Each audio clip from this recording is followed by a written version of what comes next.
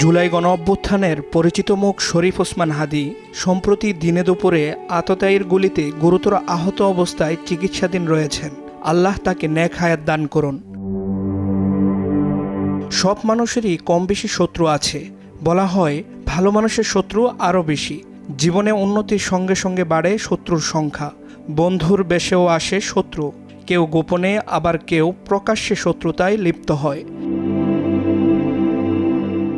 পৃথিবীর শুরু থেকেই এ চর্চা চলে আসছে।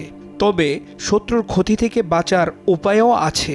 নবী করিম সাল্লাল্লাহু আলাইহি ওয়াসাল্লাম শত্রুর ক্ষতি থেকে বাঁচার দোয়া শিখিয়ে দিয়েছেন।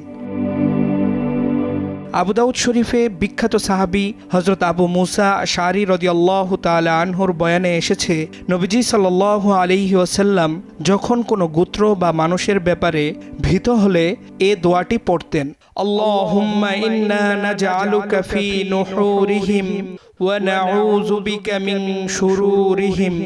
হে আল্লাহ, আমরা তোমাকে শত্রুর মোকাবেলায় পেশ করছি, তুমি তাদের দমন করো আর তাদের অনিষ্ট থেকে তোমার নিকট আশ্রয় চাই।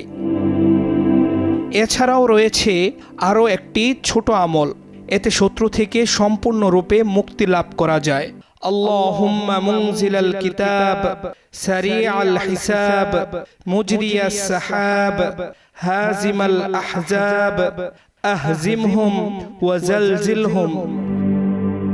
হে আমার মালিক, কোরআন অবতীর্ণকারী, দ্রুত হিসাব গ্রহণকারী, মেঘকে পরিচালনাকারী, শত্রু বাহিনীকে পরাজিত ও প্রতিহত করতে, তাদের দমন ও পরাজিত করতে তাদের মধ্যে কম্পন সৃষ্টি করে দাও। বুখারী শরীফে এসেছে, নবীজি সাল্লাল্লাহু আলাইহি ওয়াসাল্লাম শত্রুর ক্ষতি থেকে রেহাই পেতে পড়তেন, হাসবুনাল্লাহু ওয়া নি'মাল ওয়াকিল। আমাদের জন্য আল্লাহ যথেষ্ট, আর তিনি কতই না উত্তম কর্মবিধায়ক। মুফতি জাকারিয়া হারুন, সময় সংবাদ, ঢাকা।